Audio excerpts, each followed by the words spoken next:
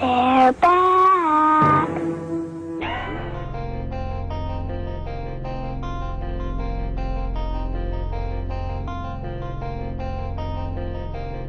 This is a Silk exclusive.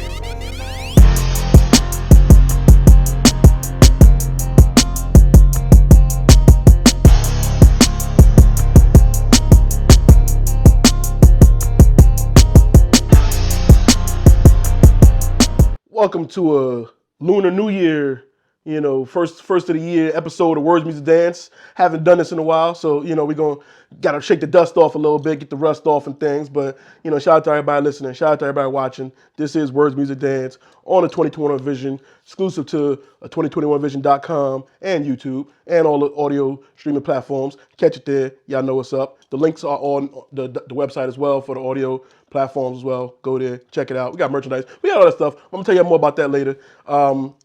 Got a big group with me here today. You know what I'm saying? Got the fellas here. Haven't spoke to y'all in a while. We're gonna do a wellness check as well. Make sure y'all good. You know what I'm saying? Gene, what's good with you, brother? I'm good. Everything is great. Can't complain. Good to know. Good to know. Rel, what's popping with you, sir? Yeah, same. Things are good. Looking up for the year. That's what's up. That's what's up.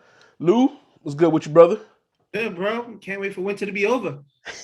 Right. Over it already. Ben, how you feeling? All good, man.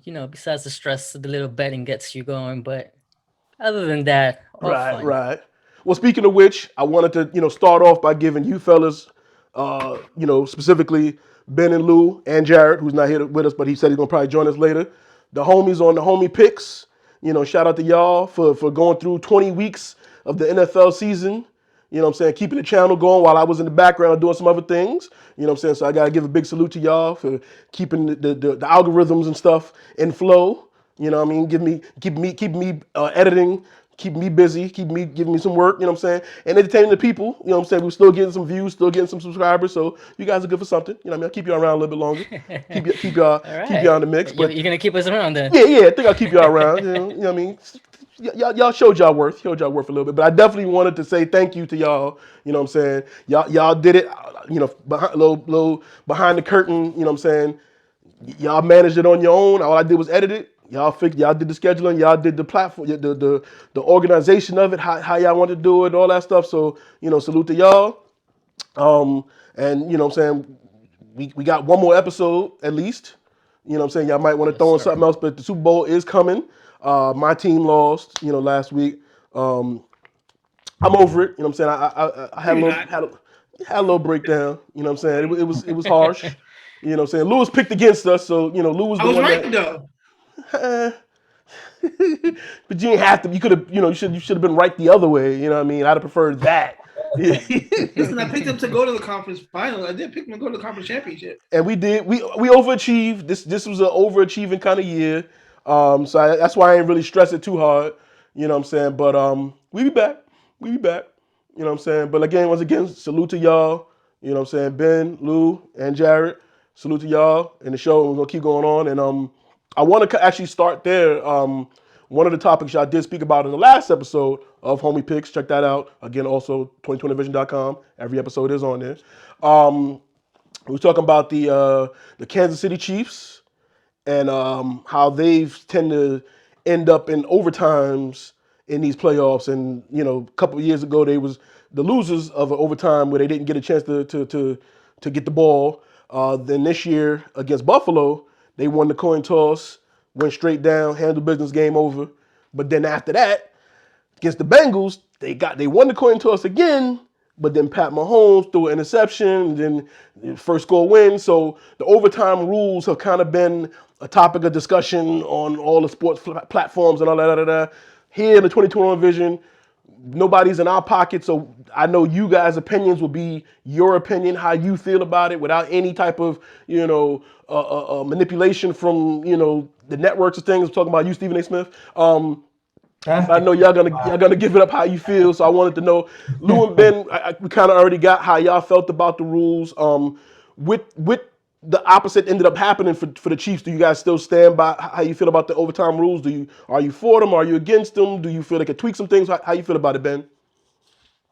Yeah, like I said, I really don't have a problem with it. Like what really took me by surprise is when somebody quoted that stat that only 21% of the time the team that wins the coin toss actually gets the win. So Wow. they do have a chance. The other team does have a chance if their defense steps up. But I get it why it stands out more because it's just so frequently that happens. Probably in a high profile game is what you Right. wanted to avoid. So that's why I made my suggestion of make it to a field goal, make it a field goal contest at the end. You know what I'm saying? Give Mm-hmm. each team a chance, and if they keep on making it, just push them back 10 yards and 10 yards until Hmm. somebody misses it. Interesting. Interesting. Lou, what you think about it? Yeah, I mean, I think the game needs to evolve with the times. The times have changed. Um, I get we got to keep it, keep it to the rules how it was made. But both teams should get a shot, barring a turnover. Turnover, all bets are off. Whoever scores first, But my suggestion was, if I'm the home team, visitor starts the overtime with the ball. They don't score. I got the ball. I score. Game over. Um, do it that way. Make it fair. You don't have to do it for the whole season. Just do it for the playoffs. Okay. They make special rules for the playoffs. Keep that rule for the playoffs. We don't need it to go, 40 minutes extra in a game in September. Like, we don't need that. You know what I'm saying? But for the playoffs, I think it should be tweaked because a coin flip, I just don't. I mean, it sucks that I would have the ratings would have been through the roof had Buffalo got a chance in the overtime to answer back. Been through the roof. I think they're leaving money on the table at the same time because betting with that last 13 seconds, betting went through the roof. Picking Kansas City to win that game. So there's money to be made in a fair overtime. So I'm hopefully that we'll see that maybe not next year, maybe not the year after, probably in another 3 or 4 years, we'll see the game change. Ro, what you think about that? Do you agree with these gentlemen, or you got your own idea? Yeah, well, I mean, for one, I mean, the money thing. I mean, yeah, but I'm purely thinking about this from someone who's watching the game and enjoying the game. So there's a lot of things that can be done in the interest of the game making more money, or the program making more money. I feel like if they never change the rule, I'll be fine. I'm open to like suggestions, but like if they never change it, I'll be fine because at the end of the day, we always talk about like everybody when we're talking about teams we like or teams that are the best teams and we talk about championships. It seems like no matter what sport we talk about, we always go defense wins championship. Defense wins championship. I mean, like pick a sport. We like defense, right? So when we give everybody a chance at the end of the game to possess the ball, like when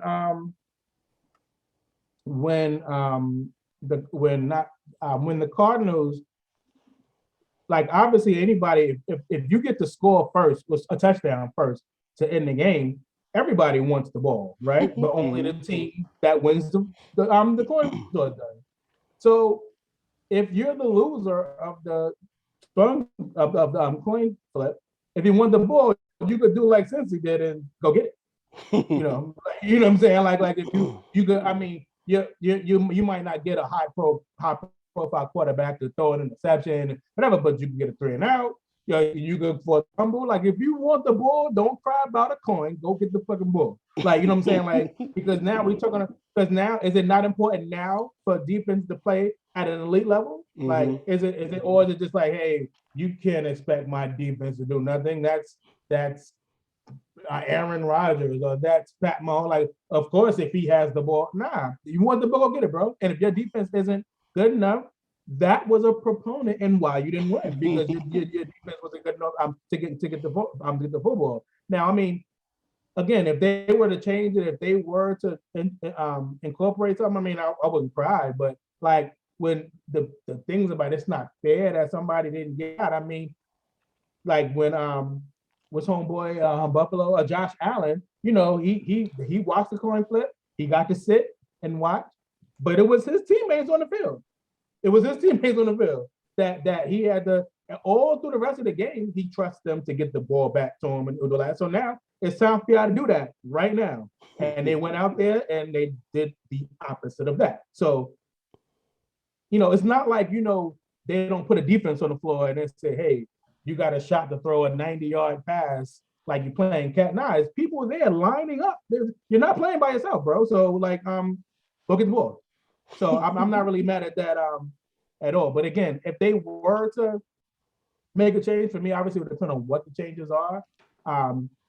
The what Ben said with the field goals, that would be kind of interesting. But then the game would then just come down to the skill and the nerves of your kicker, But if they did that, I don't think I would like it. But at the same time, it would also go to, okay, when you're filling out rosters and you different, the importance of every position. I think if you ask like most football fans, they'd be like, how important is the kicker? More than be like, hey, it's a kicker, like whatever. So like now, if that was the rule now, I don't think, when they're Force special teams to make a play. Right. I think now when they're looking at, like you said, their special teams, and not just the kicker, obviously the people on the line, the long snappers, like all that comes into play at that point. So that would be an interesting twist on it. But like again, if it never changes, I'm fine. I mean, they begin the game with a coin flip, and that determines who gets the ball coming, in the second half. Those, even though small implications, but we leave shit up to chance.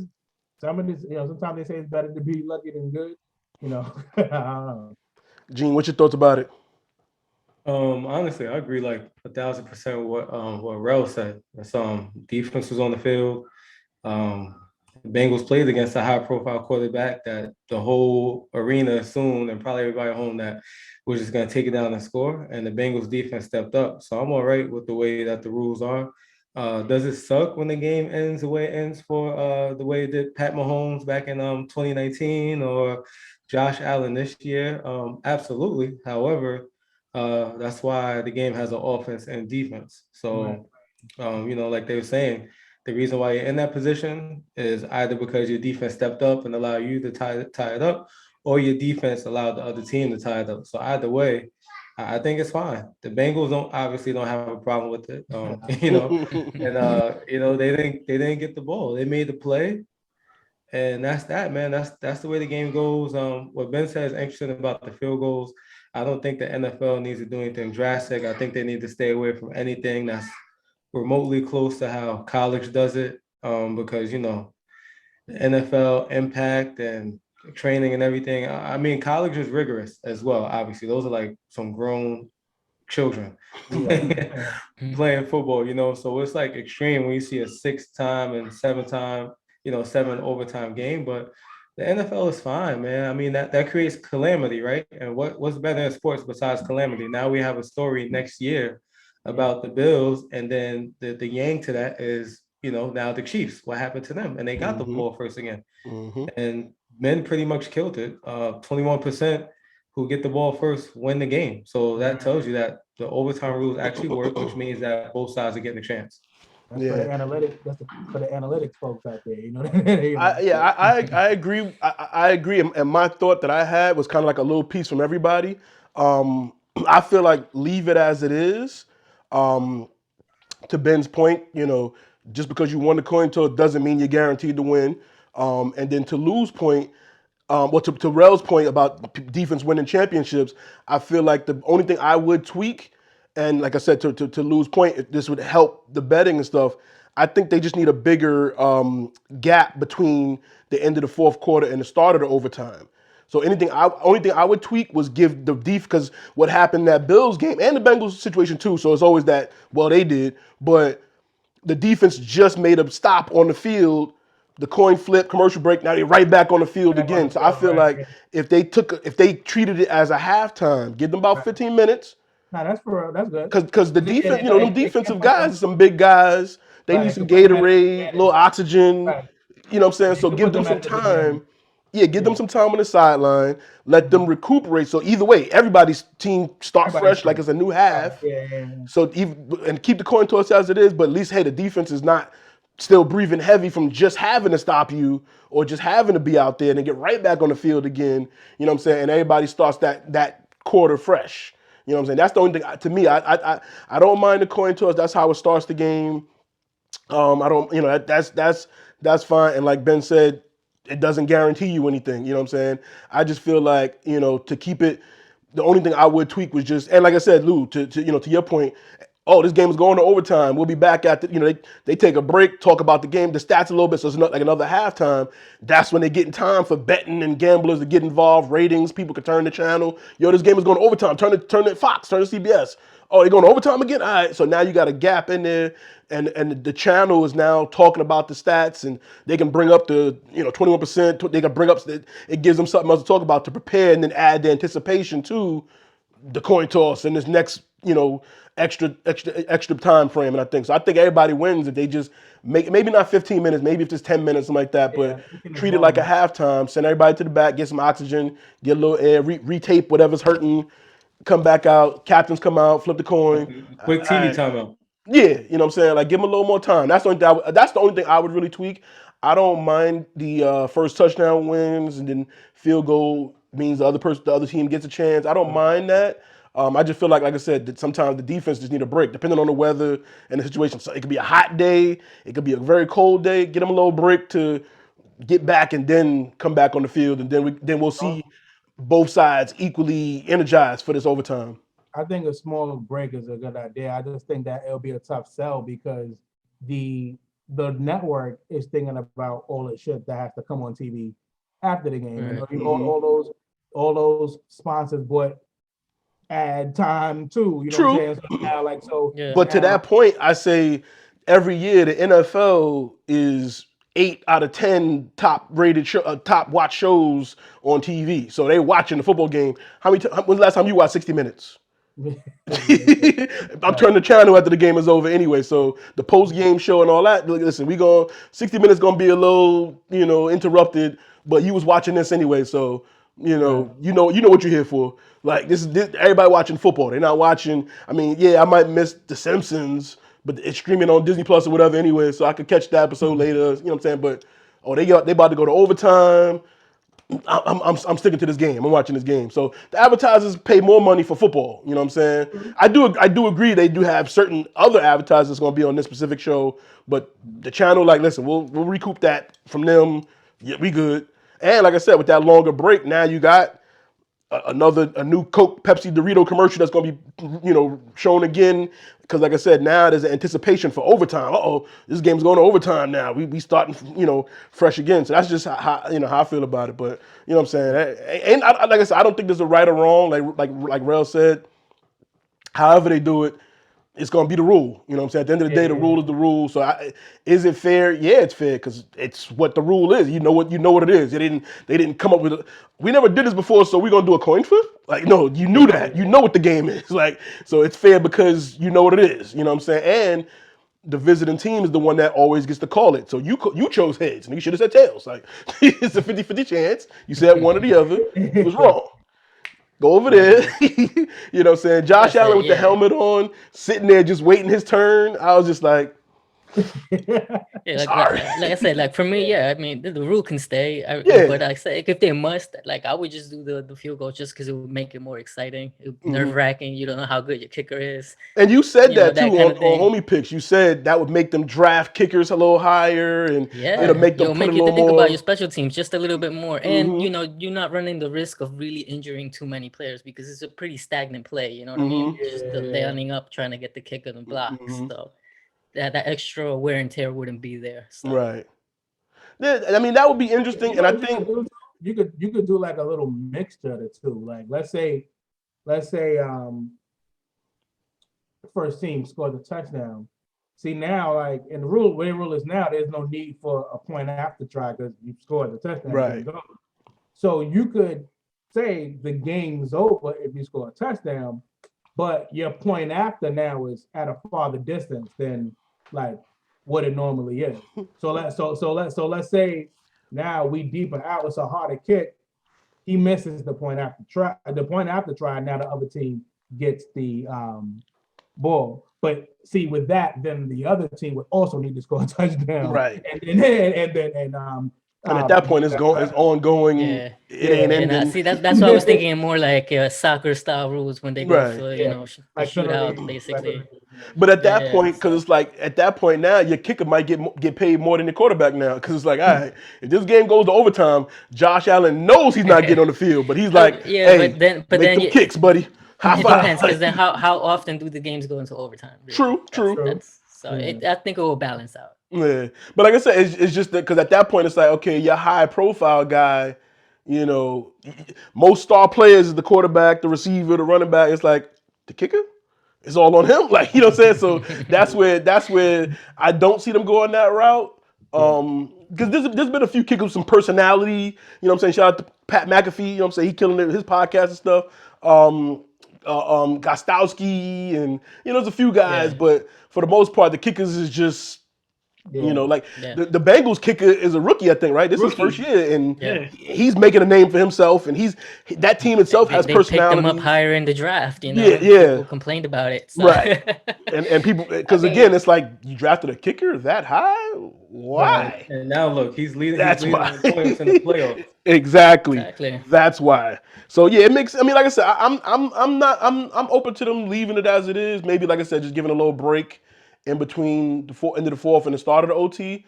Or if they tweak, like I said, if they tweak it any other way, it's fair because it'll be the same for every game. You know what I'm saying? That's why it's fair. You know what I'm saying?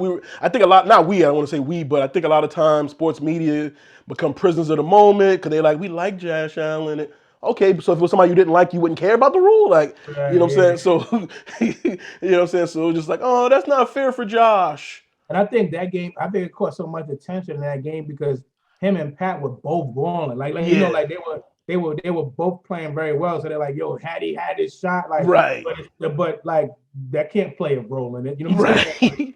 His first pass could have been interception. Like, game over anyway. Like, I'm sorry, Josh, we gave you a chance. We tried to make it fair, you know what I'm saying? But I mean, you just have to be honest and be realistic about it. Sports inherently doesn't have a little bit of fairness in it. Right. I mean, it is what it is. The only fairness is the rules are the rules. You know what I'm saying? It's right. the rules same are the on rules both and everybody sides. plays the same rules. Yeah, except for superstars get a little leeway. We know how it goes. But for the most part, and the coin toss is probably the fairest thing there is. Like, it's literally up in the air. Call it. Like, I don't know. You know what I'm saying? 50-50 chance. You know what I'm saying? A coin toss is probably the most fairest thing you can do in anything. Like, unless you doing it with Two-Face.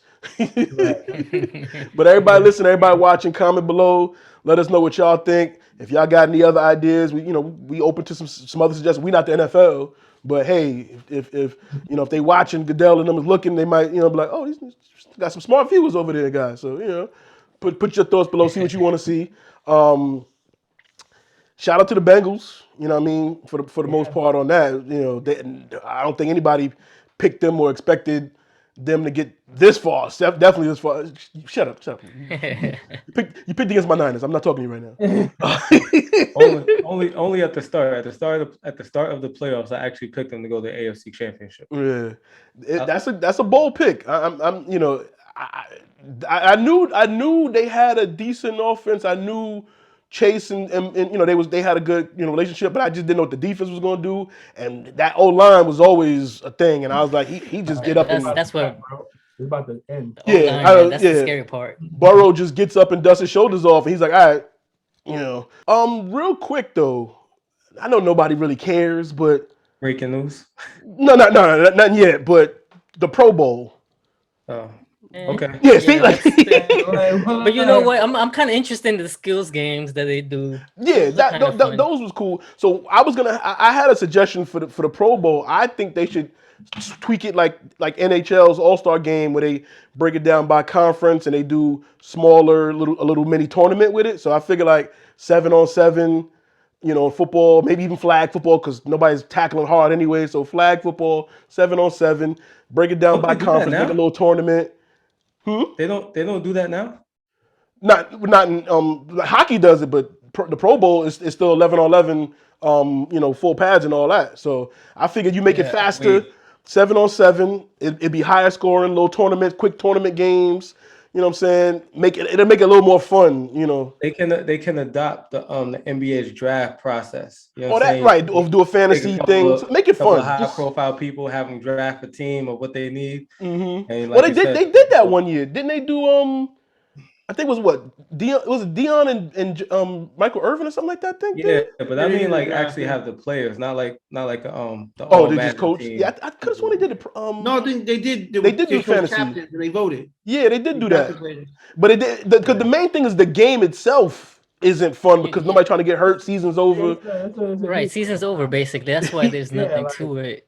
That's why Like I it say would have tweak to the be. They game. would have to change it. They would have to change it like kind of like the All-Star game for like baseball, make it in the middle of the season and say, It's too. That's still winner too gets risky. the home It's team. right because somebody get So, hurt in yeah, that now. Players Association will be That's like, the hell thing. nah. It's too. Mm-hmm. That's the problem with the NFL. It's just too risky of a game. Like That's people why I don't want to said get. 7-on-7 And then even at the flag of the season, football. they don't want to get. You know. Yeah, do a 7-on-7 flag football. Make it a bunch of little mini tournaments. You know what I'm saying? Do it like we did it in the schoolyard, 7 Mississippi, 6 Mississippi. Yeah. You know what I'm saying? Just make it more fun, but more fast paced. Because then it's like, Problem okay, is, we're throwing is deep. Like, the problem is the weekend before the biggest game of the year. and most of the Pro Bowlers that were picked don't play if they in the Super Bowl. They're like, I Right. got a more Yeah. important game next week. It's a bunch of subs that nobody really wants to see. I remember when they used to do it after the Super Bowl, and then nobody was like, everybody like, why? I don't. It was like, a Super Bowl's over, vacation. bro. Right. It was like, hey, thank you for your season. Bring the family to Hawaii, chill, relax. Mhm. Now it's in think- Vegas. but I think Everybody like, football's that I'm leaving one my wife sport home. Football doesn't need this kind of Pro Bowl Yeah. celebration. Like they don't But really. they're gonna need it. make money on this one being in Vegas. The I don't even know Vegas, where they were at. yeah, it's in Vegas this year because they got that, and that's one of the reasons why they wanted the Vegas stadium so they can do some things there, and they're gonna make more money off of it. Not from not from the ad revenue and the TV. They're gonna make money at the event and that weekend. But for the most part, ratings are still gonna be down. So I think that's probably what they just gave up on TV ratings. They like we just gonna make money on it other ways. You know what I'm saying? That's what I feel like they transitioned into. But yeah, I feel like I said, I feel like if they did like a little hockey killed it. You know what I'm saying? When hockey switched to the 3-on-3 tournament, and it's like 10-minute games, higher scoring, games be like 10-9, like it's just mad goals and it's just fast paced. Like, you know what I'm saying? It's more entertaining, it's more fun. If they did, like I said, if they did 7-7 and make, shorter field or something, just throwing bombs, quick trick plays, Like arena Man, football just style. let arena Nickelodeon style. host it. Let Nickelodeon host it. or let Nickelodeon, right, with the CG, the slime and all Yeah. the effects. I feel because most of the players don't want to get hurt, it's probably just a better idea just to highlight the skills games, make more of those And that's true kinds too. of things. And that's what I'm looking forward to. I definitely, when they used to do the punt, pass, and kick, that was always more fun than the Pro Bowl itself. But yeah, Yeah, or the targets, trying to hit the targets. when you see and the quarterback, the whatnot. moving target, and they hitting the Yeah. joint, and or they got to drop a dime right in the joint, and the Exactly. kickers. Yeah, Is, you know, like that's if always more they fun. highlight those kind of skill games, I think that would definitely attract people to watch it, Mm-hmm. but not necessarily the game anymore. Right. So, Yeah. But yeah, I just threw that out there. I was like, the Pro Bowls happen, nobody care. No, all right. Moving on. not really. But not Paul, breaking news, but I was- what you Sorry, said, I was Jim? about to say before you say anything important, one more thing that's probably even less important Okay. is the Vikings got a new head coach. Now you could go into your Oh. Yeah. Who did they pick? The Rams defense, the Rams Yeah, offensive yeah. coordinator. Oh, well, he busy. He Yeah. had time to interview. Well, yeah, the offense. Like this dude. See, he took the interview because he thought he was gonna be off. He didn't think he was gonna win. let Brian Flores find out. Yeah, word. He took that interview for so it happens in the game. Right. So Right. speaking of Brian Flores, speaking of coaching, speaking of all that stuff, the Rooney Rule is a rule still in effect in the NFL. It's meaningless. It means nothing. You can Google what it actually is, but basically it's just the NFL saying we interviewed a black guy, Right. What you want to do? and then they go with the guy they wanted. You know what I'm saying? So Brian Flores, head coach of the Miami Dolphins. Former. Was the former head coach of coach. Miami Dolphins. Last 2 seasons was winning seasons, I believe. Out of what? He was there 3 years or 4 years? 3. He was there 3. So 2 of the 3 years turned that team around.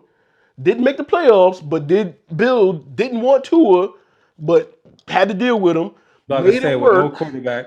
Right, made it work. Still got them in a culture where it was progressing and moving forward. He got fired. And then, to make matters worse, he had a scheduled interview with the New York Giants. Shout out to you guys.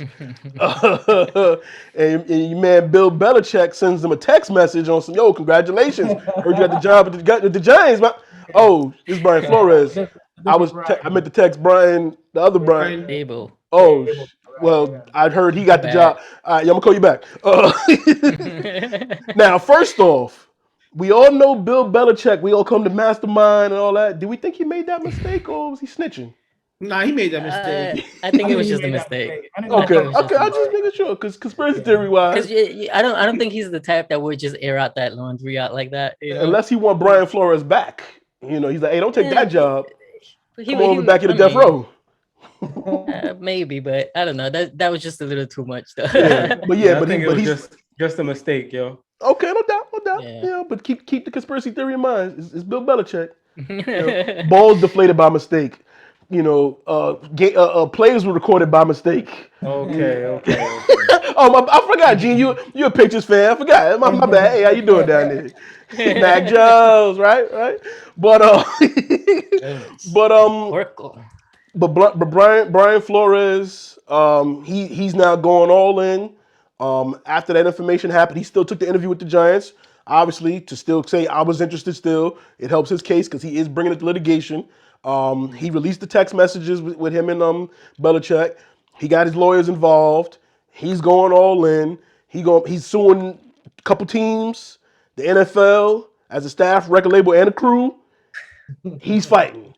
Do y'all think he has a fight? Y'all think he has a chance? Gene, I'm gonna start with you. What you think about the situation and what could come of it?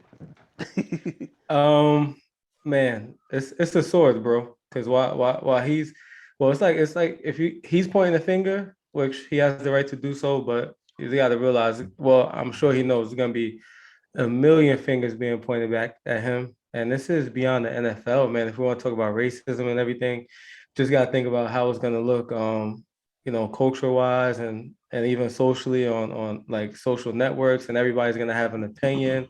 And like, well, he wasn't that good as a head coach, and just things to make excuses of probably why he wasn't gonna get the job even before these things came out. Then you got Hugh Jackson jumping on as well. I don't really think Hugh Jackson helps his case because he sucks, but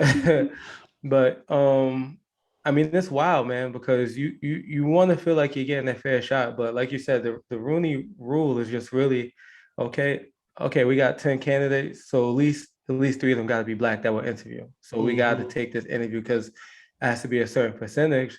And I was watching First Things First with Marcellus Wiley and Acho,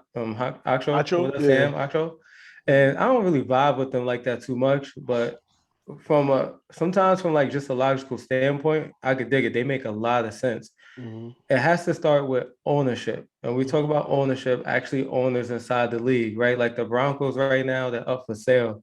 So as a community, if black people are really upset with this, if we're going to try to really do the whole takes a village to raise a child, or even take care of the women and children it takes the men, then it starts with that. Even though that's a major thing to do, it does start with that if you want to get at the root, because the job interview is not the root. That's just that's just the substance of the root of where it's at right now. So good point.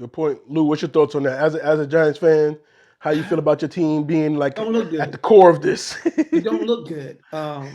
We all know, like Gene said, it starts with ownership. Like if you look at the ownership, 32 teams, all white owners, all white, excluding Green Bay, which the fans own that. For the people, for the majority, they're all white. It starts there. So I don't think he has a shot, but he's gonna die in the sword. He may never get a coaching job again, because he's gonna be blackballed going forward. But it's true. Like he's not wrong.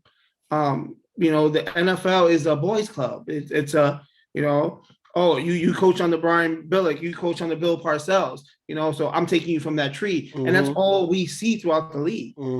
And then we hear 6 months later, we're like, Sean Payton's out right now, and he's already pegged to have the Dallas job next year. And there's another man sitting in that seat right now. Right. Which is crazy to me that it's such a boys club and you have to be in with the boys to even get through the door. I think Brian Flores got the short end of the stick in Miami when he wanted, to trade for Deshaun Watson and do his own thing and draft his own quarterback. And they were like, nah, you just going to do what we say. And how many other coaches got it like that? None. Out of 32 teams, there's only one black coach left. Yeah. One. Yeah. Like, that's insane. For that, Mike Tomlinson is like the only one who stood the test of time. They want to get rid of him too. Yeah. So, and he's never had a losing season. Which is crazy. That he doesn't get the same respect that Bill Belichick gets. He doesn't get the same accolades that Bill Parcells is. He has championship. He has a pedigree. He's checked all. May the I make a boxes. point off of that, Lou? Yeah, May I make a point off what you just said, because that just reminded me. Somebody legit. I don't know if I saw it on the show, but somebody was legit saying that that's the remnants of Bill Cowher, and I'm like, how? He's been there 15 years. Yeah, all these years later, nah. Right, that's not remnants of nobody. That's him. a man standing on his own 2 feet and doing That's it his to your way. point, though. That's to your point, though, about how not getting the respect. You know what I mean? Yeah, and it sucks that we live in a time where, going back to when Kaepernick wanted to take a knee and everyone was like, no, he shouldn't do that. Now everyone's like, well, damn, Kaepernick wasn't wrong. Like, we have a lot of social injustices going on in the world, and he was using his platform to do it. And now the NFL is still not echoing the same issues that they're having. So it's going to be a while till we. But they got Jay-Z involved. Remember that conversation? Halftime show gonna be fire. Jay-Z's there. Something's gonna come of this, right? Yeah, the halftime show. The halftime show, exactly. An NFL audio streaming on title. Owner of a team and bringing the culture up and breaking down this stigmatism of, hey, you only hire the boys oh, that's my boy from college. I was listening to Sport Talk Radio today when they said when GMs hire these coaches, they see reflections of their brothers, of their cousins, and they're all white. And guess what? They draft quarterbacks the same way. Right, which is crazy. We only now getting a few more like black quarterbacks and things, but it's still a lot of that. Can he think? Right. I mean, the position? Can he, handle the pressure? You look at where Mahomes was taken. You look at where Deshaun Watson was taken. And you look at all the quarterbacks that were taken before them. I guarantee you, like 45 to 50% of them are not even in the league anymore. Yeah. Josh Rosen, nobody know where he at. He was the number 1 pick. He was on my Niners for some reason as a backup. He was number 1. I think Pat Mahomes was number 13, 14. So it still shows you that slight that we have a long way to go. And I shout out to Brian Flores for dying on the sword for this, because he's never going to get another job again. It's funny you say sword. Gene said the same thing. He's dying in the sword. He's the sword. But does the sword win against the shield? And the NFL's the shield. Their logo is, they stick together. Goodell speaks for the ownership, and the ownership, they on the conference calls, and we all know how this goes down. As much as they want to say, oh, we didn't blackball Kaepernick. No, there's no collusion. Okay, but y'all all in agreement.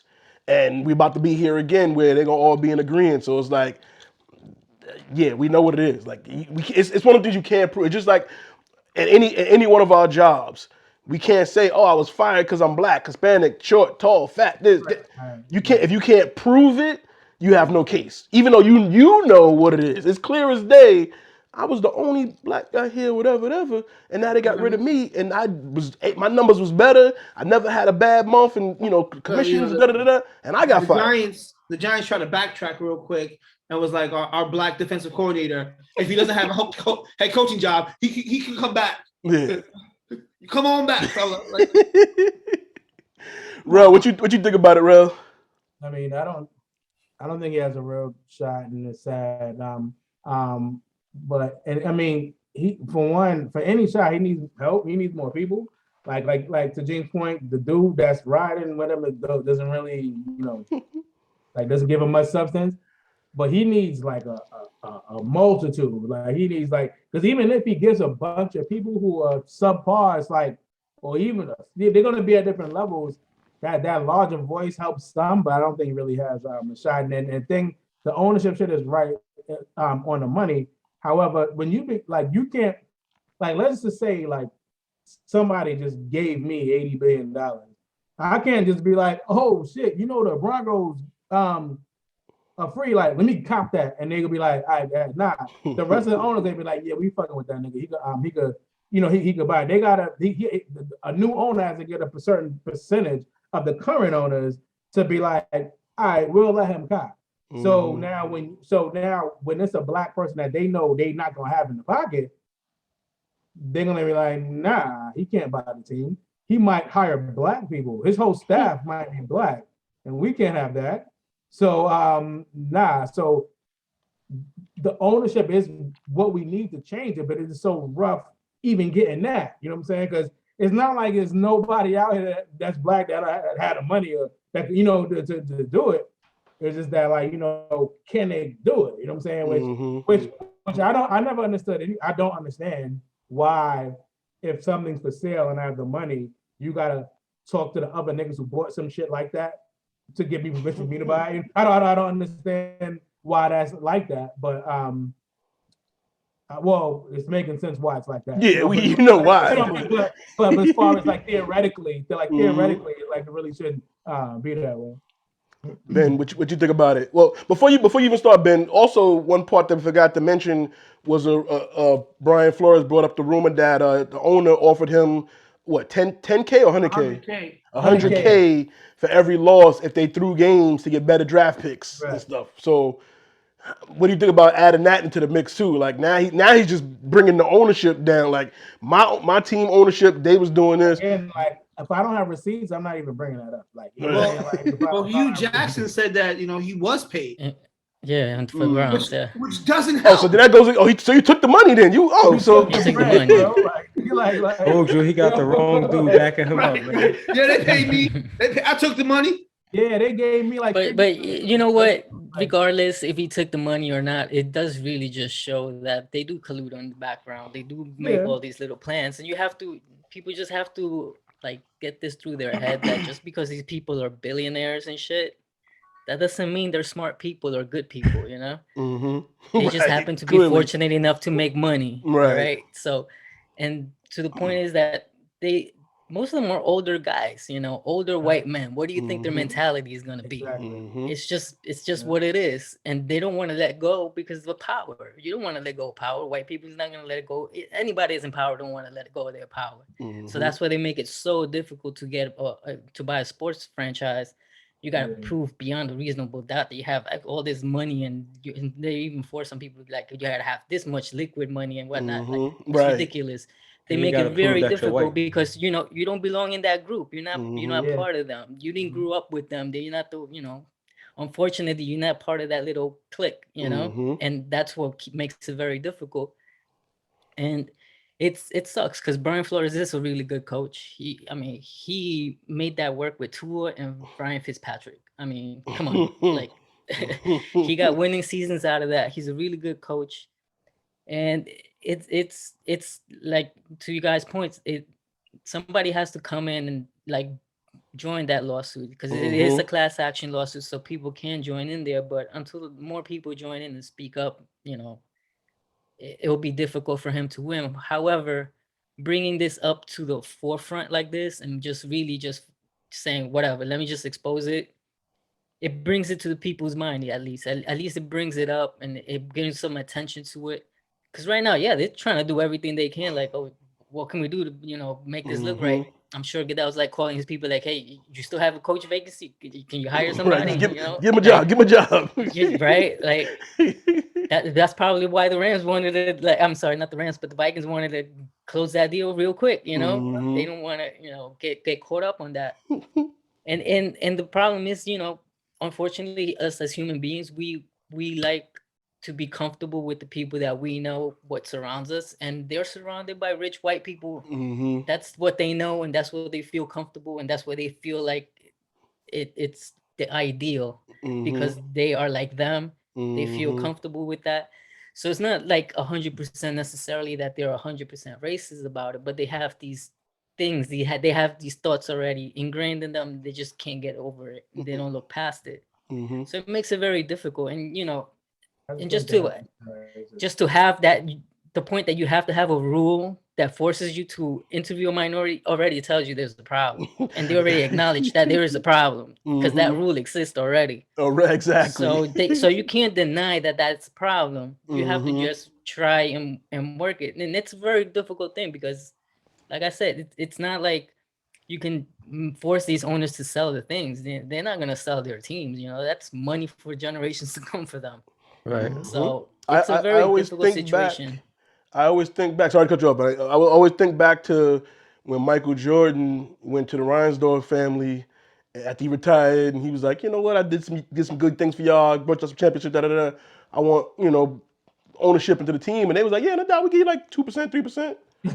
And he was like, nah, I want like one day own the Bulls, and it was like, oh nah, this is staying in the family. Like we don't give this up. We give you a percent. We appreciate everything we you've fuck with done. you, but we don't like fuck You with can get like Yeah, you know what I'm saying? 1.5 percentage and some capital here and some things, but nah, We'll this sign is your check, but we ain't giving you the power to write. yeah.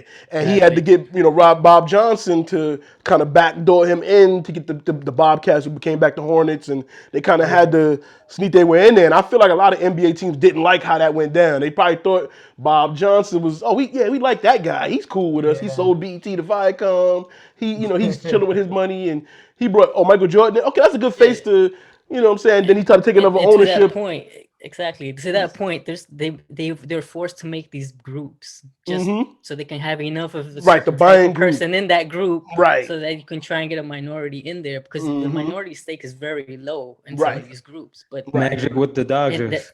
that, Right, yeah, Magic exactly. So with- it's just like it, but that's the only avenue right now that's available to them because I'm pretty sure a group of athletes, they can combine their money and they're all of color and different ethnicities, but I'm guarantee you they won't let them buy that group.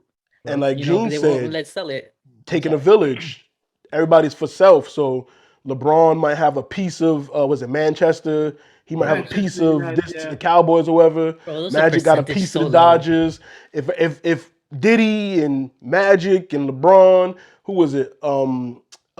Nelly was with Jordan with Charlotte, and Usher with the Cavaliers. Justin Timberlake with Memphis. Right. If everybody was to come together, then we can get one, and it could be all owned by us or whatever. Yeah, And I hold think on, at one sorry. point the Dolphins was like that. It was a bunch of celebrities, you know what I'm saying, but it was a lot of minority. It was like Serena Williams, Gloria Estefan, I think J Lo trying to Minority get in when there. they don't have say though. Right. And that's what it was. They was more poster It's kids the and name. faces and names, and that was it. They didn't really. I'm sorry, Paul. I don't mean to cut you off, but I think Lou said Justin Timberlake as well. Yeah. You're not we gonna talking sit about here- minority hold people, on, like but you're not hold on. I'm You're just not saying, gonna celebrity, sit here celebrity. and mention Justin Timberlake on the second day of Black History Month. We Celebrity. talk about black ownership, all right? That Lou? was my point. Not He was gonna a let you celebrity. slide with that, brother. Come on now. We ain't doing that today. I was going to gloss over that when I heard that too, but I was like, yeah, Gino's like, no, Nah. not today. Speaking of which, did anybody watch the Janet Jackson documentary? Nah, not yet. I No, want to but check that seen out because she excerpts. talked about that situation. I wasn't even sure where's it playing. I think it was on Lifetime or something like that. So I might have to See, download like, it. some Or, I channel mean, stream it. I might stream it. I have to look for it. Yeah, I gotta look On for a it. on a serious note, may I make a point off of something that Ben said? When Ben was talking about them wanting to be around something that's familiar. Again, back to me, I was actually off today, so I was watching First Things First, and they was talking about Jerry Jones and how he was a football captain in Arkansas. We know Jerry Jones is a good old boy, right? And during those years, college years are some of your most highly impressionable years, besides when you're a toddler. So to Ben's point, they were saying like if around that time, for those 4 years, he's around white people, and during the time he played, it was segregated. How can he fully evolve himself to believe that he needs to hire a black head coach or allow some part of black ownership? And again, it's not a cop out, but every coin has two sides, right? So we gotta try to look at it from both sides, so that way we could gather understanding. Because if we continue to fight this fight and go against these things and only see it from our side and not try to understand, we're always gonna be on the outside looking in. Yeah. Well, point. to another point, I sent you guys in the group chat that old news clip of Dan Rather's interviewing an owner and whatnot, and he had these crazy ideas. But he was saying all these like, oh, but I played with this black athletes. I don't see the color, blah blah blah. But then at the end of that clip, he says the most racist thing in the world. I mean, there are a lot of black players. There are a lot of great black baseball men who would dearly love to be in managerial positions. And I guess what I'm really asking you is to, peel it away a little bit. Just tell me, why do you think it is? Is there still that much prejudice in baseball today? No, I don't believe it's prejudice. I truly believe that they may not have some of the necessities to be, let's say, a field manager or perhaps a general manager. You really believe that? Well, I don't say that they're all of them, but they certainly are short. How many quarterbacks do you have? How many pitchers do you have that are black? It's same. Yeah, but I mean, I got to tell you, that sounds like the same kind of garbage we were hearing 40 years ago about players when they were saying, not really cut out. You remember the days, they hit a black football player in the knees, and no, that really sounds like garbage. If you forget to say so. It's not garbage, Mr. Koppel, because I played on a college team, and the center fielder was black, and then the backfield at NYU with a fullback who was black. Never knew the difference of whether he was black or white. We were teammates. So it just might be that why are black men or black people not good swimmers? Because they don't have the buoyancy. And you just see how their mentality just doesn't change. They say one thing, but they just can't get past it. Well, we remember Donald Sterling, and he was blatant, but he thought it was in a safe space. Right. So what he said was how he felt and how a lot of them feel. You know what I'm saying? He said that thinking I can talk to you. You know what I'm saying? It's just me. It's just you and me. He didn't know she was mic'd up, but what he said was how he truly. Hey, even Magic, don't bring him around here. I don't care how much money he got. He's still one of them. He's not in this circle. You know what I'm saying? So that's sometimes their inner thoughts slip out and they let it out. Well, his didn't slip. He thought he was in a safe space, and he's like, "I'm gonna talk how I've talked." They probably had that conversation numerous times, and so have many others. You know what I'm saying? They just didn't know there's a microphone hot right now. You know what I'm saying? And that's the difference. But that's a peek behind the curtain. How do you really feel? Listen, I man, pay these niggas. I don't trust none of these guys. Yeah, I pay them. They work for me. They should be happy with the amount of money I'm giving them. I'm changing their life. They owe me. That's how they feel. You know what I'm saying? That's a peek. Like I said, that's a peek behind the curtain. It's just how they think about it, and that's in all sports. You know what I'm saying? Like football, basketball. Those are predominant. Black minority stuff. Baseball. A lot of Hispanics and South Americans that come up and play in the MLB and stuff, and we're gonna talk about that next. But that's just how they feel. You know what I'm saying? That's just basketball and football specifically, and football's union has the weakest union, and they generate the most revenue every year, and they don't fight for it. And like we said too, Flores gonna be by himself because unless he gets some other help besides Hugh Jackson, you know what I'm saying? He need Hugh Jackman. If anything, he gonna need Bill Belichick to speak on his behalf and say, he needs some of the white coaches to jump in on this and say, you know what, it's true. It does happen this way. Like, I was there, I was interviewing them, they gave me the job before he even stepped in, that kind of stuff. You need Tony Dungy. Right. But Bill Belichick is big because, like you guys said, a lot of times it's the family tree. Oh, so he's under Belichick's tree. So Belichick was congratulating him, thinking, okay, another one of my guys made it, but it was the wrong guy. So now he got to speak on his behalf, though. Like, I think you deserve it. So we need to fight because he's under my tree. So he might be black, but I put, you know what I'm saying? He's from my cloth. Look, that's all that should matter. An example. KC's OC, Bieniemy, right? Eric Bieniemy. He's interviewed numerous times. He hasn't gotten the job. They say, he doesn't do the play calls. Matt Nagy was the OC. He didn't make the play calls. He got the coach at Chicago, right? Mm-hmm. So they every time they make an excuse, it just never correlates to what they're doing. So that's the Exactly. problem. Like they say one thing, but something else is happening. So it's very difficult for them to say, "Oh no, but this isn't true. This isn't true." When Right. what you're And saying that's why I doesn't say match your it's hard to actions. prove what we all can see and clearly know and know, but it's like we can't prove it. And without the proof, and as I said, the only real smoking gun that he has right now is the text messages with Bill Belichick. Right, yeah. That Belichick we will know probably of. be like, "Hey, I want no parts of this. I messed up. I bet You it's know, I ain't gonna say no more." And even to prove it furthermore, and Eric Benemy was the #1 guy last year. Everyone wanted to talk to him. You haven't even heard his name this year. He ain't do nothing. Like he Yeah. filled the role. He was the minority guy that was on everyone's list to interview because he checked the box. This year, okay, if we give him another interview, we might have to hire him because he's already been through this process. So now nobody wanted to interview him this year. Right. They went to someone else as a minority and it's a hot topic, and we'll interview you this year. You know, like for example, what's happening in Houston, right? Houston is going through the check boxes, but they really want to hire Josh McGowan. No experience as a coach at all. Yeah, But they want to hire him because he's the similar faith of as the owner. You see, that's Come on, how you the give nonsense David? that people that play with. Yo, Yeah, I forgot all about that, man. How you give David Culley 1 year when y'all got your star quarterback and in a whirlwind, like, and then y'all get rid of him for being terrible? What do Like, you? what was he supposed to do? It What happened? wasn't Right. all on him though. I mean, his Right. team battled. Right. His team battled. They did. just had no. He They checked just the didn't have a box. QB.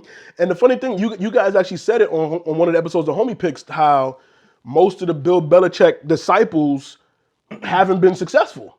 Yeah, they haven't panned And out. Flores was probably one of the few that was, he didn't make the playoffs, but he turned that team around and was progressing. He getting better with Yeah, them. the two most successful ones that I can recall off the top of my head is Flores and Vrabel. And great, That's about it. And that's about right. And that's about it. So listen, we can go on and on about that. Comment below again what y'all think about it. Let us know how y'all feel. Does he have a chance? Because I don't even need to ask. We all know we know what it is, but does he have a chance? What do we think is going to come from this? What's going to happen from it? Let us know your thoughts on that. Gene, you said you got to be out. Yes, sir. It's been a pleasure. But thank before you, I you go, appreciate you got some apparel on. This episode is not sponsored by, but it is in association with GeneSix. Talk to us sir, about yes, you got a good 5 minutes or so to just break that down. Let the people know where they can get some gear from. Yeah, so you could go on Instagram. It's G6 GeneSix. That's G6 GeneSix on Instagram. The website is the same thing, www.g6genetics.com.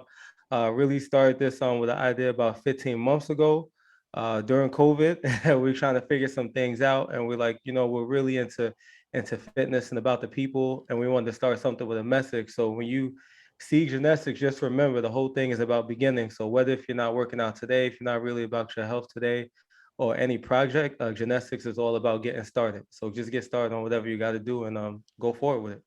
There you go. So, the link for all that will be down below too in the profile and all that stuff. So Thank you. can go Appreciate find you, that. brother. Thank you so much. Yes, sir. You already know what it is. All right, Gene, we'll holler at you next time. Fellas, y'all come. We touched on it briefly a little bit. We talked about the NFL union, but the strongest union right now is the Major League Baseball Player Association. To give y'all a little flashback, summer of '94, all the way to fall of '95.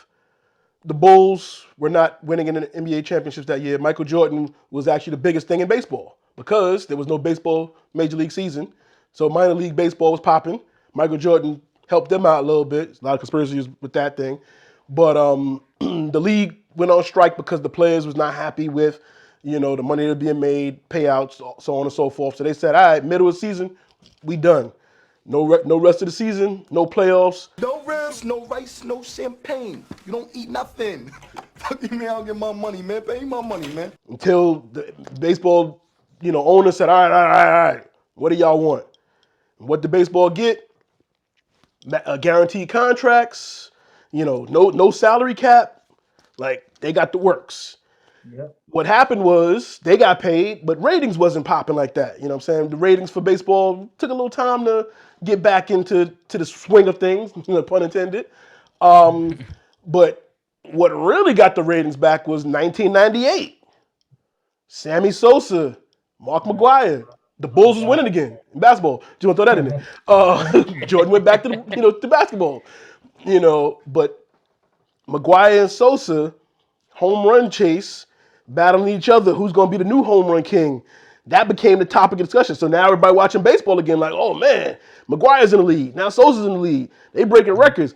These niggas look a little bigger than they used to look a couple years ago. But whatever, this is exciting.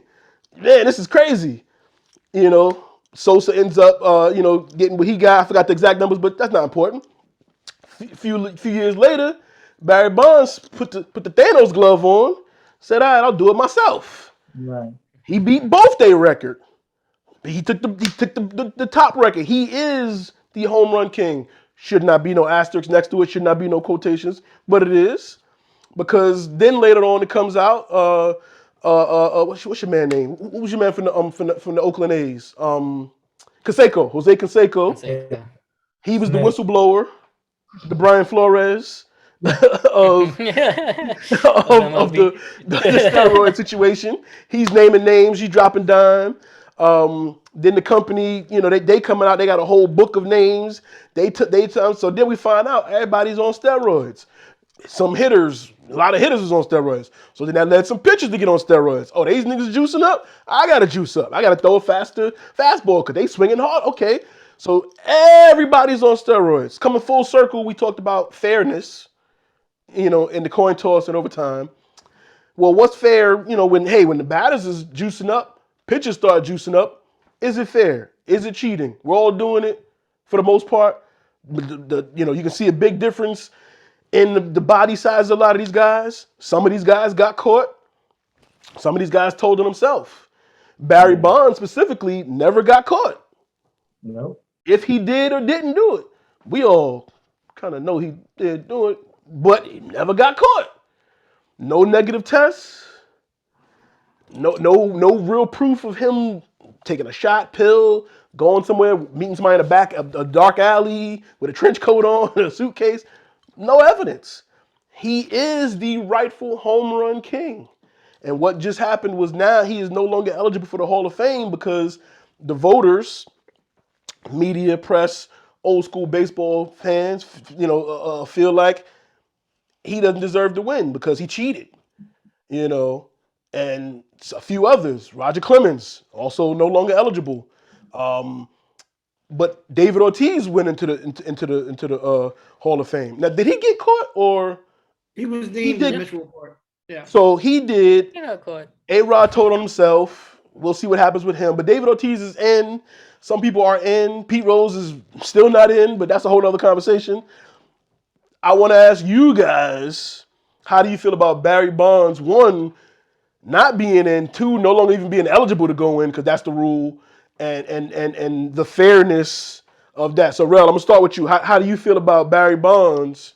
To me, it's all bullshit. These niggas that vote for these things, they're acting like they on a jury. So players play the game. Mm-hmm. Their output is in the books. Just like that. Like, it's in the books. This is what I did. These are my averages. No, the majority of players could not do it like me. Straight like that. Like straight like that. I hate that people was like, they heart be like, well, I think he cheated and cheat. At the end of the day, if I cheated, then my numbers should have been. So if I got caught cheating, they should have said, okay, well, them home runs don't count. Your average don't count. We're stripping all that because you're cheating. So now, if that happened, now I don't have the numbers to make the Hall of Fame. Now I don't have the case to make the Hall of Fame. But when it comes time to vote and I got it, y'all gotta give it to me. Fuck that. Like I don't I don't want to hear none of this. Well, you know I cheated. You got a strong inclination, maybe, but do you know? And is it up to you? Let's say you did know. You can't do nothing. You're not the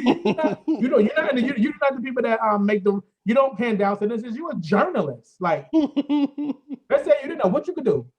So So for them to have that type of influence, I hate that. And because there's a lot of things you can say about how much these drugs help batters, pitchers, whatever the case may be. But you didn't catch me, bro. Like this ain't a civil suit where like you listen to somebody and it's pulling your heartstrings, so you award them money. Like that's not what the Hall of Fame is. Like it's really not. Like, and it's horrible. And then now he's at a point. He's been on the ballot that many times. Now you get an expiration of the times you can. So now he'll never be on it. But he can look at the list and say, yo, none of these dudes could play like me. Like all these people that they have, like, yo, I'll run circles around all of them. Like, but they in the Hall, I'm not. And then you call it because I'm cheating, but y'all let someone who got caught, he could be in. Like, you gotta make that make sense.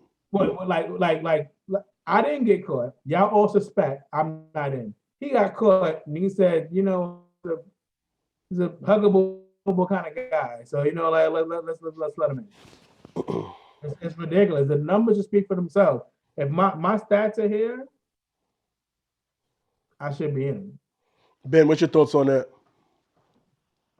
Yeah, I think they just gotta get rid of all these writers' votes and crap. It's old men making these moral decisions, being moralist. Why I would never do this to the sanctity of who cares? It's a fucking game. You know what I'm saying? It's a game. You're celebrating who was good at the game. You're not freaking enshrining gods in here. You know what I'm saying? Right, for real. And at this point, they have a lot of people with questionable character already in the hall. So they got to stop that nonsense for the purity of the game. Number one. And then secondly is everyone was juicing. People know there was a steroid era in baseball.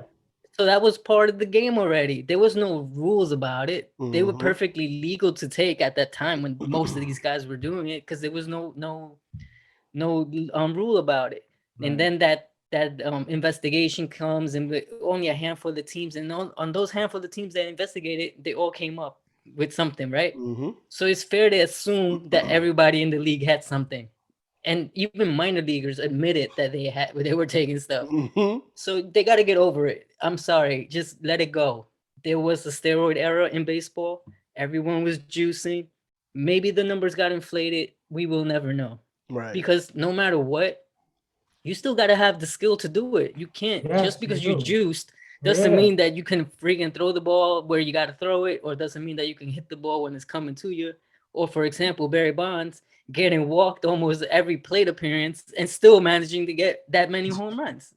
I'm sorry, there's a level of skill. There's a level of skill that was still there. Yes, were they juicing? Probably. Did it help the numbers? Maybe. But at the end of the day, if everyone is doing it, you kind of wash that out. So don't give me that moral sanctity thing like, oh my God, we got to preserve. No, stop it. Just let it go. These people got to retire. They thinking like it's like the most sacred game in the world when it's not. It's a game. Let it go. These guys have the numbers. They made it. And to the point of David Ortiz getting in, he got caught. The only reason that he's in is because he's a likable guy. Like, right. Nobody liked Barry Bonds because he didn't want to talk to reporters and he was surly with them. He wasn't the nicest guy in the world. But guess what? You don't have to be. He just had to get the stats that he needed to do and win. And he did. He got the stats and he won. It's not a miscongeniality contest. You know what I'm saying? Right. So they got to get over it. Yeah, they hurt my feelings. I'm not going to stop. He got the numbers, let him in. That's my opinion on it. He wasn't nice to us when I asked the question. I don't like that. Like, who cares? Get over it. God. Like, I'm sorry. It's just ridiculous, that whole nonsense. I say let them all in. If they got the numbers that compare to other people and they're actually better than whoever else was during that era, you let them in. You want to say it was part of the steroid era, so be it. Because everybody acknowledges that there was a steroid era, just like before there was the cocaine and just like before the amphetamines. Come on. It was never a clean game, and most sports games are never clean. It's only cheating if you get caught. That's what most athletes would say, right? everybody wants that edge until somebody says, "Oh, that's not fair," and it becomes a rule and it gets banned. So it is what it is. It was part of the game. Let it go. Vote these guys in because they deserve it. I'm sorry. Those numbers, some of those numbers are just ridiculous. It's just they're never going to be matched. And I don't think they'll be matched even with if they started juicing again. Those guys were just great. I'm sorry. That's true. Lou, what's your thoughts on that? Well, first, it's not the Major League Baseball Hall of Fame. It's the Baseball Hall of Fame, which I think is, you got people that never played a game, just picked up a pen and paper, voting on accolades as someone who actually spent time, give up their body, give up time with their families to play. And at the end of their career, you're going to just use them and say, bye-bye. We don't need you anymore. Had it not been for Barry Bonds and Roger Clemens, baseball probably would have died out. I mean, baseball popularity isn't up where it should be by nowhere stretch of the imagination. Right. Baseball is my absolute favorite sport, but I cannot get my sons to watch a baseball game. And just look at the stadium at some of those small market teams. Yeah. Those stadiums be empty. Like, they be empty. It's not pulling the fans it once did. But during that peak time where everyone was glued to their TVs watching these guys hit home runs, or waiting for Barry Bonds to break that record, or waiting for Roger Clemens to get his 300th win, MLB made buck off of this. All these writers had stories to write. They got to keep a job. They got to. Had it not been for them, you guys would have been employed. Like, let's honestly be speaking. It sucks that Barry Bonds is never going to be in the Hall of Fame, unless he's voted in by his peers. But even then, that's like a secondary, well, my people's voted. Honorary vote. Honorary, it's like a participation trophy. Right. Good job, guy. Yeah, but he was literally used for a purpose. Like, all right, we know you're choosing. You're helping our ratings. Keep doing it. Right. And then after he retired, or no one wanted, the Giants didn't want to resign him. They just let him go on his merry way. The same year he broke the home run record. It left a bad taste in my mouth for all of them. And Roger Clemens went on Instagram and said, listen, for him, it's never been about getting to Hall of Fame. Like, he hung up the idea of getting to Hall of Fame maybe the first or second year he was on the ballot, because he realized, one, he was never going to get in, and two, if he kept pressing it, it was just going to bring more stress to his family. So he didn't do it for the jacket or the shrine. He did it because he loved the game. Right. Roger Clemens was never caught. Was never caught. He was named in the Mitchell Report. Never caught. Andy Pettit told on himself, served a suspension. Roger was there too. Right. It was a party. We was all doing it, right? Right, guys? Right? So it sucks for both of them. Even for Kurt Schilling. Like, Kurt Schilling arguably had one of the most memorable playoff runs I ever got to witness with the bloody sock, and what he did to the Yankees and what he did to us when he was with Arizona as well. Like, stuff like that can never be duplicated again. The way the game has changed so much. It's more of a bullpen game. You pitch 5 innings and then you switch over to your bullpen, or you go to your specialist, or you go to the analytics. Back when we watched baseball, it was, listen, I'm gonna put my best pitcher on the mound to go against your best hitter, and we're gonna see who comes out at the end. I'm thankful we got to be part of the steroid era, because we got to see, we don't know Hank Aaron and Willie Mays and Babe Ruth. We didn't know them. So those records were like, all right, they're records, but like for us, they weren't tangible. So Sosa, McGuire, Bonds, they made all those accolades tangible for us, and they're relatable now. Because had it not been for them, these players now have nothing to watch. There'd be nothing to watch on TV. There'd be no point of reference. Baseball would have died out in the 90s, and it would have been over. Right. Going into the 2000s, football was taking off. Basketball was taking off like crazy. Should you have the XFL, all those other subsidies coming in, but because of Bonds, Clemens, Schilling, McGuire, Sosa, it kept it alive. So it sucks that they're not being properly honored for their achievements. Because even before Bonds started juicing, Bonds was cracking out MVPs. And that's the part that a lot of people forget. A couple of them, like Yeah. Even Clemens. Sosa, like Clemens. they were still doing numbers Good players, before they bulked up and stuff. Bonds was stealing bases, like he was Right. still like, you know what I'm saying, and he had MVPs before that, and then it was like, okay, now his game became home run hitting or whatever, Runs. whatever. So be it. That home runs to baseball is knockouts to boxing, slam Right. dunks, alley oops to basketball, hail marys to football. Everything has that one play that the casuals look for. You know what I'm saying? Like And- this is the home run play, And and even today, we still watch the home run derby more than we Home run watch the derby. All-Star game. right, Yep. right. Yeah. Like I say they just listen to the wrong people. They listen to the old white men instead of listening to the women that said the chicks dig the long Long ball. ball. Right. They Exactly. should have just kept on juicing. It was fun. Just Mhm. just let it go, man. They I don't know what's baseball just romanticizes the past so much. That's Yeah. what really is killing the game, really. Yeah.